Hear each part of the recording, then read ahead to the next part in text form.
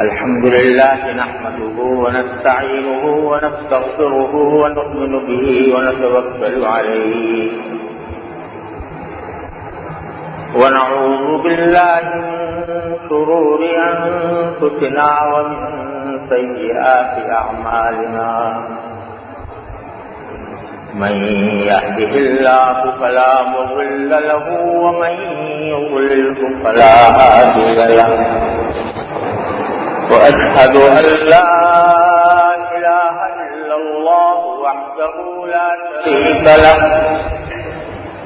وأشهد أن سيدنا وسندنا ونبينا ومولانا محمدا عبده ورسوله صلى الله تعالى عليه وعلى آله وأصحابه وبارك وسلم تسليما كثيرا. أما بعد فأعوذ بالله من الشيطان الرجيم. بسم الله الرحمن الرحيم. قل أعوذ برب الناس ملك الناس إله الناس من شر الوسواس الخناس الذي يوسوس في صدور الناس من الجنة والناس. آمنت بالله صدق الله مولانا العظيم وصدق رسوله النبي الكريم ونحن على ذلك من الشاهدين والشاكرين والحمد لله رب العالمين. بزرگان محترم اور برادران عزیز، یہ قرآن کریم کی آخری سورت ہے جو میں نے ابھی آپ کے سامنے تلاوت کی،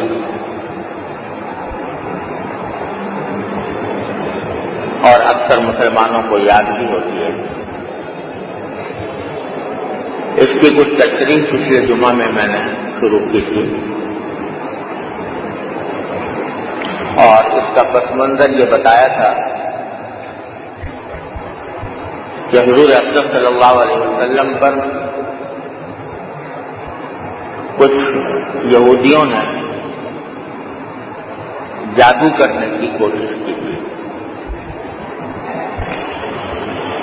اس موقع پر یہ دو صورتیں نازل ہوئی تھیں، قل اعوذ برب الفلق اور قل اعوذ برب الناس، جن کو معوذتین کہا جاتا ہے. اور اس میں نبی کریم سرور عالم صلی اللہ علیہ وسلم کو اللہ جل جلالہ کی پناہ مانگنے کی تلقین فرمائی گئی. پہلی سورت کا بیان الحمدللہ مکمل ہو گیا تھا. دوسری سورت یعنی قل اعوذ برب الناس کی تشریح میں نے پچھلے جمعہ میں شروع کی تھی. ترجمہ سورت کا یہ ہے کہ اللہ تبارک و تعالی نبی کریم صلی اللہ علیہ وسلم سے فرما رہے ہیں کہ قل، تم یہ کہو. کیا کہو کہ اعوذ برب الناس، میں پناہ مانگتا ہوں اس ذات کی جو تمام انسانوں کی پروردگار ہے، ملک الناس جو سارے انسانوں کی بادشاہ ہے، الہ الناس جو سارے انسانوں کی معبود ہے. اس کی پناہ مانگتا ہوں کس چیز سے؟ من شر الوسواس الخناس، اس مخلوق کے شر سے جو وسوسہ ڈالتی ہے اور پیچھے ہٹ جاتی ہے، یعنی شیطان. شیطان کے بارے میں حدیث میں رسول کریم صلی اللہ علیہ وسلم نے ارشاد فرمایا کہ یہ مسلسل انسان کے دل میں وسوسے ڈالنے کے پیچھے لگا رہتا ہے. وسوسے بھی طرح طرح کے. بعض اوقات وسوسے گناہ کے تو فلاں گناہ کر لو، فلاں چیز جو ناجائز ہے وہ دیکھ لو، فلاں بات جو ناجائز ہے وہ سن لو، فلاں بات جو ناجائز ہے وہ زبان سے کہہ دو، فلاں کام جو ناجائز ہے وہ کر لو. اس قسم سے وسوسے گناہ میں مبتلا کرنے سے ڈالتا رہتا ہے. اور بعض اوقات ایسے وسوسے ڈالتا ہے کہ جو اللہ بچائے ایمان کے بارے میں وسوسے پیدا ہونے لگتے ہیں. پتہ نہیں اللہ میاں موجود ہے کہ نہیں ہے، پتہ نہیں اللہ تبارک و تعالیٰ کے بارے میں جو باتیں ہم نے سنی ہیں وہ صحیح ہیں کہ نہیں، اعوذ باللہ العلی العظیم. اس قسم کی باتیں وسوسے ڈالتا رہتا ہے. تو شیطان تو لگا رہتا ہے اس کام میں کہ انسان کے دل میں مختلف وسوسے ڈالے. لیکن حدیث میں رسول کریم صلی اللہ علیہ وسلم نے فرمایا کہ جب کوئی بندہ ایسے وسوسوں کے موقع پر اللہ کا ذکر کر لیتا ہے تو یہ شیطان پیچھے ہٹ جائے. من شر الوسواس الخناس اس لیے فرمایا گیا کہ ہے تو وسوسے ڈالنے والا لیکن کمزور بھی بہت ہے. ذرا انسان اس کے آگے ڈٹ جائے اور اللہ تبارک و تعالیٰ کی پناہ مانگ لے اور اللہ تعالیٰ کا ذکر کر لے تو یہ پیچھے ہٹ جائے. پھر آگے اس کی صفت یہ بیان فرمائی کہ الذی یوسوس فی صدور الناس، جو انسانوں کے دلوں میں وسوسے ڈالتا ہے. پھر آخر میں فرمایا من الجنۃ والناس، یعنی یہ وسوسے ڈالنے والے جنات میں سے بھی ہیں یعنی شیاطین، اور انسانوں میں سے بھی ہیں کہ بعض انسان ہیں جو وہی کام کرتے ہیں جو شیطان کا کام ہے، وسوسے ڈالتے ہیں. تو اللہ میں ان دونوں کے شر سے آپ کی پناہ مانگتا ہوں. اس پوری صورت میں در حقیقت انسان کو وسوسوں کے شر سے بچنے کی بات فرمائی گئی ہے اور اس کے لیے اللہ کی پناہ مانگنے کی دعوت کی گئی. جیسا میں ابھی عرض کر رہا تھا، انسان کا دل جو ہے وہ دل اور دماغ یہ ہر وقت کچھ نہ کچھ کام کرتا رہتا ہے، کچھ نہ کچھ خیالات آتے رہتے ہیں. کوئی لمحہ انسان کا ایسا نہیں ہے جس میں کوئی نہ کوئی خیال نہ آ رہا ہو. ہر لمحے کچھ نہ کچھ خیالات آتے رہتے ہیں. یہ خیالات اچھے بھی ہوتے ہیں، برے بھی ہوتے ہیں. اور شیطان چاہے وہ جنات میں سے ہوں یا شیاطین الانس ہوں یعنی انسانوں میں سے ہوں، اور سب سے بڑا شیطان ہے انسانی شکل میں، سب سے بڑا شیطان انسان کا خود اپنا نفس ہے. سارے گناہ شیطان کی وجہ سے نہیں ہوتے، ابلیس کی وجہ سے نہیں ہوتے، بہت سے انسان کے اپنے نفس کی خواہشات کی وجہ سے ہوتے ہیں. تو انسان کے دل میں یہ خواہشات سے بھی وسوسے آتے رہتے ہیں. تو یہ وسوسے جو آتے ہیں یہ ان کا علاج کیا ہے اور ان کو کس طرح دور کیا جا سکتا ہے اور کس طرح ان کے شر سے بچا جا سکتا ہے، وہ اس صورت کا موضوع ہے. تو یہ وسوسے جو انسان کے دل میں آتے ہیں، جیسا میں نے عرض کیا، دو قسم کے ہوتے ہیں. ایک وسوسہ ہوتا ہے وہ جو اللہ بچائے ایمان وغیرہ سے متعلق آنے لگتا ہے. کوئی بھی انسان ایسا نہیں ہے کہ کتنا بڑا مسلمان ہو، کتنا بڑا متقی پرہیزگار ہو، کبھی نہ کبھی اس کے دل میں کوئی خراب قسم کے وسوسے نہ آئے. دل میں شیطان وسوسے ڈالتا ہے کہ پتہ نہیں ایمان تو لے آئے اللہ تعالیٰ کے اوپر، اللہ تعالیٰ کی وحدانیت پر، نبی کریم صلی اللہ علیہ وسلم کی رسالت پر، مرنے کے بعد کی زندگی پر، آخرت پر، جنت پر، جہنم پر، لیکن کبھی نہ کبھی شیطان کے وسوسے ڈالتا ہے، پتہ نہیں یہ باتیں صحیح بھی ہیں کہ اس قسم کی یہ خیالات دل میں انسان کے ڈالتا ہے۔ یہ وسوسے کہ اگر آدمی زیادہ پیچھے پڑ جائے الیاذ باللہ تو پھر یہی وسوسہ انسان کو تباہی تک کی طرف لے جاتا ہے۔ لیکن حدیث میں رسول کریم صلی اللہ علیہ وسلم نے بیان فرمایا اس طرح کہ ایک مرتبہ ایک صحابی نے رسول کریم صلی اللہ علیہ وسلم سے عرض کیا کہ یا رسول اللہ میں تو بہت سخت پریشان ہوں، اور پریشانی کی وجہ یہ ہے کہ میرے دل میں بعض اوقات ایسے وسوسے آتے ہیں، ایسے خیالات آتے ہیں کہ ان کو میں زبان سے نکالنا اپنے جل کر کوئلہ ہو جانے سے زیادہ بدتر سمجھتا ہوں۔ یعنی خیالات تو آ رہے ہیں بار بار، لیکن وہ مجھے اتنے برے ہیں کہ اگر میں زبان سے نکالوں تو نکال نہیں سکتا، کیونکہ مجھے جل کر کوئلہ بن جانا یہ زیادہ پسند ہے بنسبت اس کے جو وہ باتیں میں اپنی زبان سے ادا کروں۔ ایسے خیالات ہو جاتے ہیں۔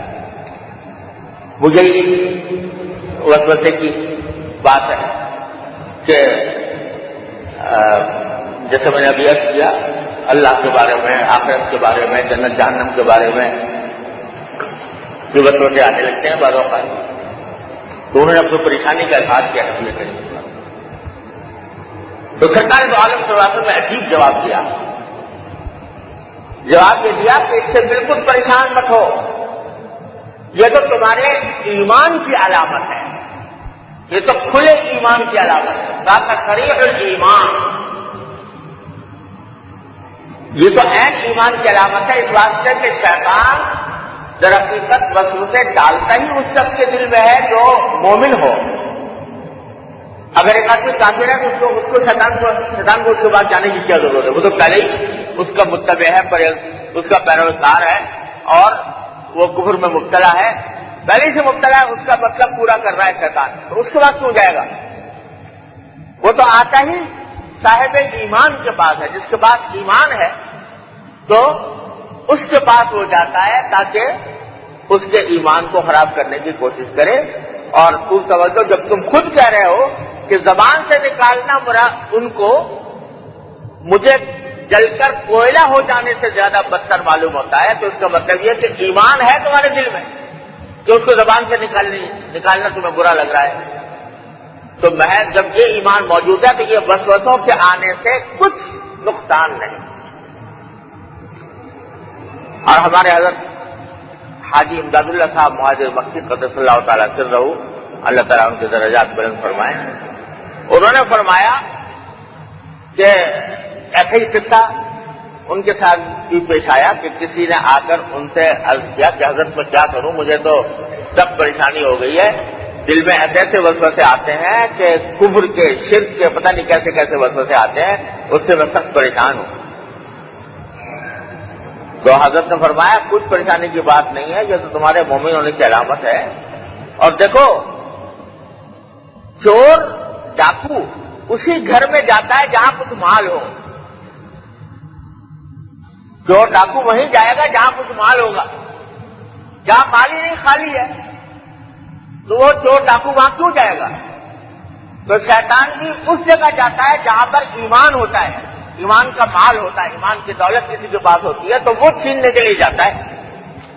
اگر الیاذ باللہ کافر ہوگا تو کچھ ہے ہی نہیں مال، ایمان کی دولت نہیں، تو وہاں اس کو جا کے کیا ملے گا؟ اس واسطے شیطان تو جاتا ہی ایسی جگہ پر ہے، تو یہ تمہارے ایمان کی علامت ہے، گھبراؤ نہیں، پریشان نہ ہو۔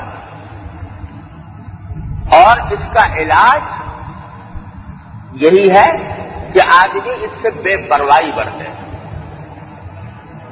اس سے کچھ زیادہ پریشانی کا اظہار بھی نہ کرے، بے پرواہی جیسے کچھ ہوا ہی نہیں۔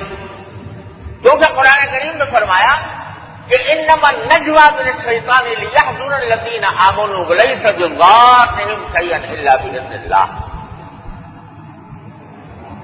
باری تعالیٰ فرماتے ہیں کہ یہ شیطان ہے جو سرگوشی کرتا ہے، انما نجوا میں نجوا کا معنی ہے سرگوشی.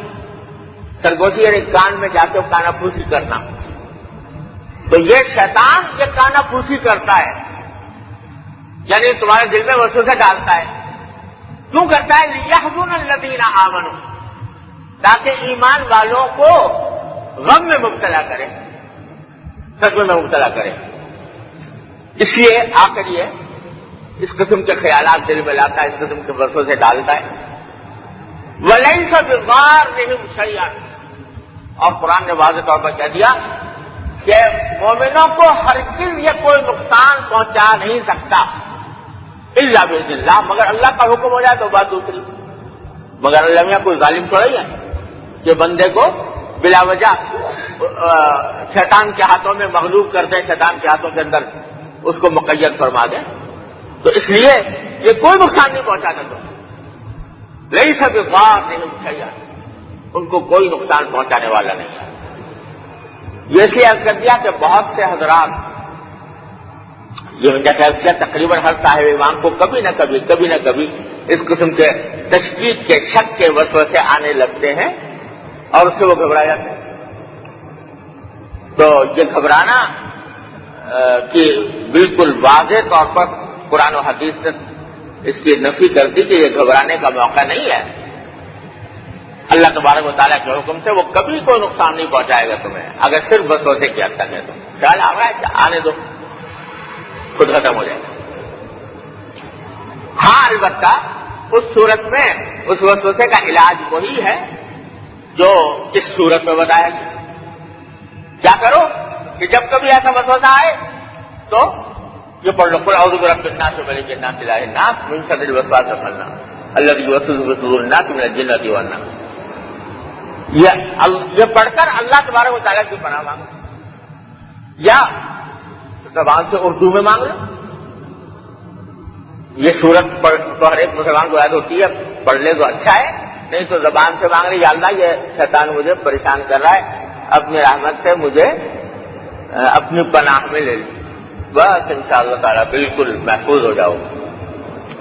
اس کی پرواہ بھی مت کرو. اور یہی معنی ہے کہ جب اللہ کا ذکر کر لے گا بندہ تو یہ شیطان پیچھے ہٹ جائے گا.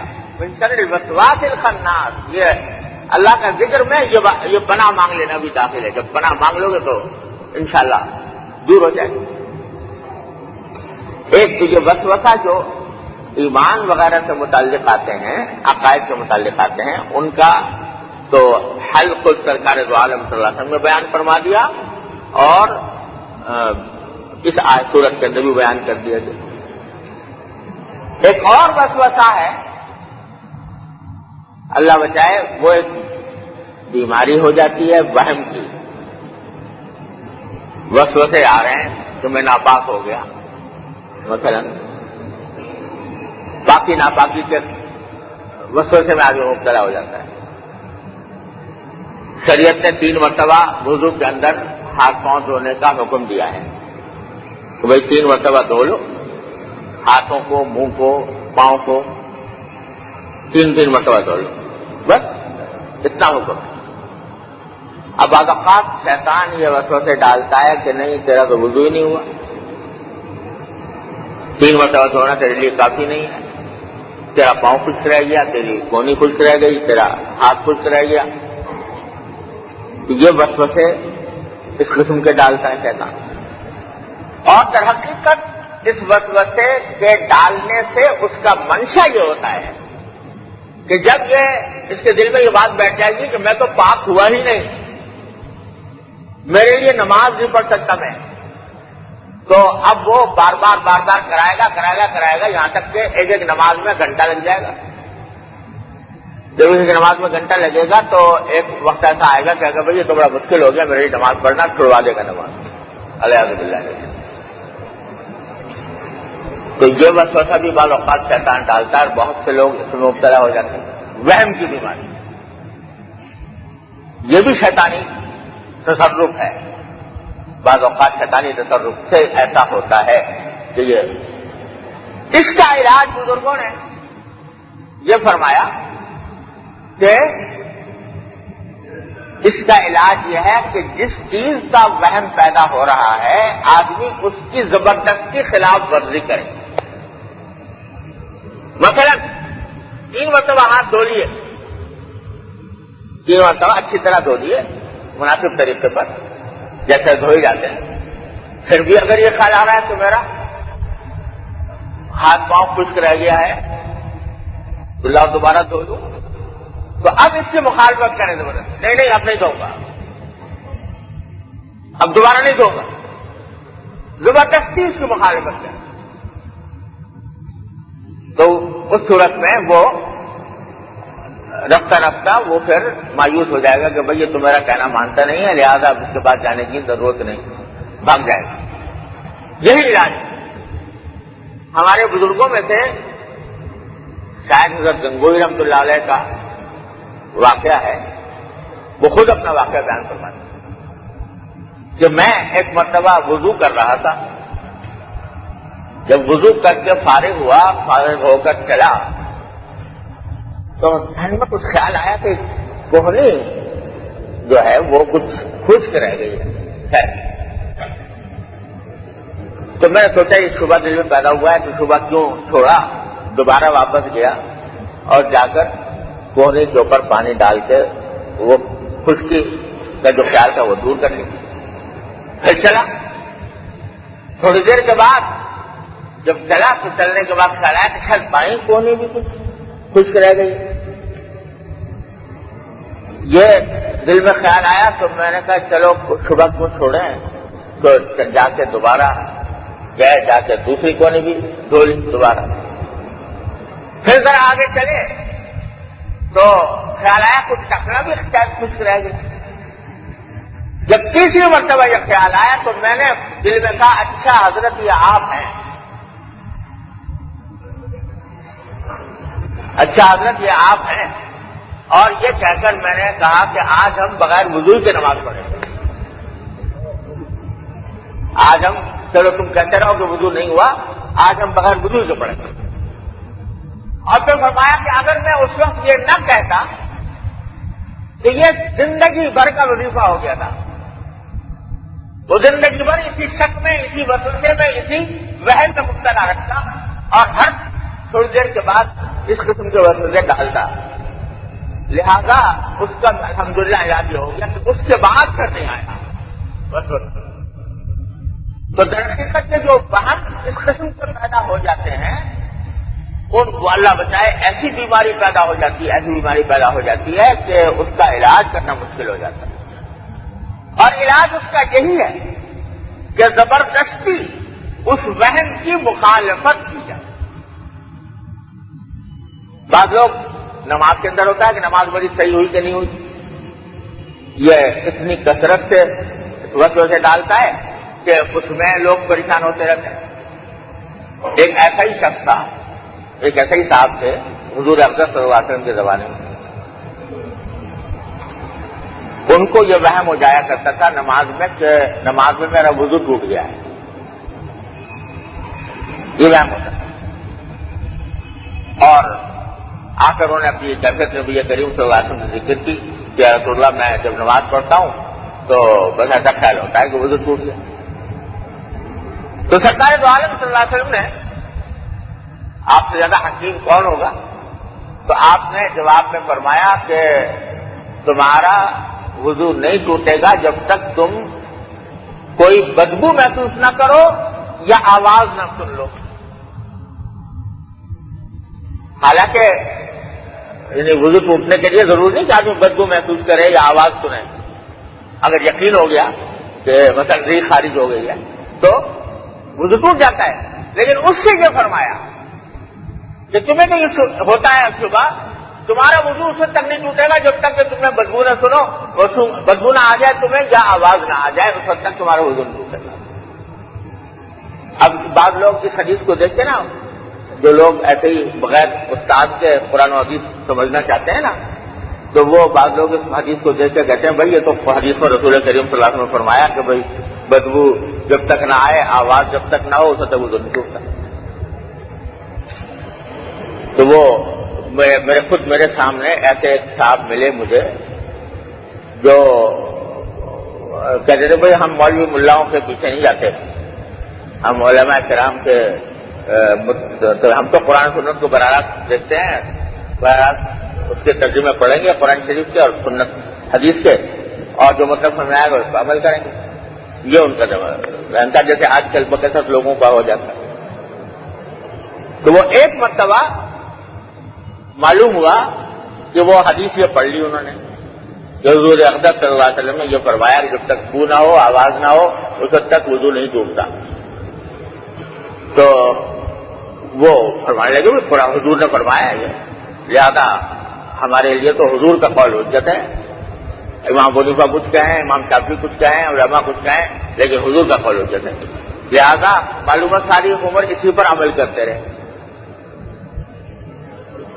خود عمل اس پر کرتے رہے کہ جب تک بو نہ آئی، آواز نہ آئی، سمجھا وضو نہیں ٹوٹا. کیا یقین ہو گیا ہو وضو ٹوٹنے کا؟ تو یہ گمراہیاں پیدا ہوتی ہیں در حقیقت خود رائی سے، کہ آدمی یہ سوچتا ہے کہ بھائی مجھے کسی سے پوچھنے کی ضرورت نہیں ہے، میں تو خود براہ راست قرآن پڑھوں گا اور حدیث ترجمے چھپے ہوئے ہیں، قرآن پڑھوں گا اور حدیث پڑھوں گا اور اس سے خود مسئلے نکال لوں گا. حقیقت اس کی یہ تھی کہ سرکار دو عالم صلی اللہ علیہ وسلم نے یہ بات کس سے فرمائی تھی؟ ایک ایسے وہمی شخص سے کہ جس کو بار بار وہم ہوتا تھا وضو ٹوٹنے کا. اور جیسے میں نے عرض کیا کہ ایسے وہم اور وسوسے کا علاج وہ یہی ہے کہ آدمی اس وسوسے اور وہم کے خلاف زبردستی عمل کرے، اس کے بغیر اس بیماری سے نجات نہیں ملتی. تو یہ ایک تو اس کا علاج یہ ہے کہ زبردستی عمل کرے وہم کے خلاف، اور دوسری بات یہی ہے جو اس آیت قریب اس سورت میں پڑھوائی گئی کہ اب کثرت سے پڑھے یہ سورت.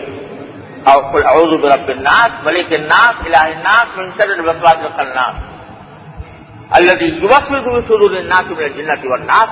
یہ پڑھے اور اللہ تعالیٰ سے پناہ مانگے، اللہ تبارک و تعالیٰ کی پناہ مانگے کہ یا اللہ مجھے یہ وسوسے کی اور یہ وہم کی بیماری ہو رہی ہے، اپنے رحمت سے میرے اس وہم کو دور فرما دے، تو انشاءاللہ پھر اس کو نقصان نہیں ہوگا.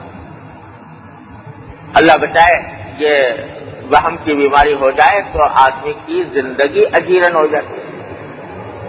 کسی کو وہم پیدا ہو گیا کہ اپنی بیوی کے بارے میں وہم پیدا ہو جاتا ہے جو پتہ نہیں ہے میرے ساتھ وفادار ہے کہ نہیں ہے، اور اس کی وجہ سے بڑی مصیبت میں خود بھی رہتا ہے، بیوی کو بھی رکھتا ہے. کسی کو وہم پیدا ہو گیا، میرے سامنے کئی کیس ایسے آئے کہ وہم پیدا ہو گیا کہ میرے منہ سے تو طلاق نکل جاتی ہے ہر وقت بیوی کے لیے. اب وہ ہر وقت یعنی یہ محسوس کرتا ہے کہ جیسے میں طلاق دے رہا ہوں بیوی کو، اور بیوی میرے اوپر حرام ہو گئی. یہ ساری وہم کی بیماریاں یا وسوسے کی بیماریاں در حقیقت پیدا ہوتی ہیں اسی وجہ سے کہ آدمی اس وہم کے اوپر بھروسہ کر لیتا ہے اور بھروسہ کر کے اس کے اوپر عمل کرنا شروع کر دیتا ہے. اگر اس کے خلاف ورزی کر لے تو یہ بیماری دور ہو جاتی ہے، رفتہ رفتہ کر کے دور ہو جاتی ہے.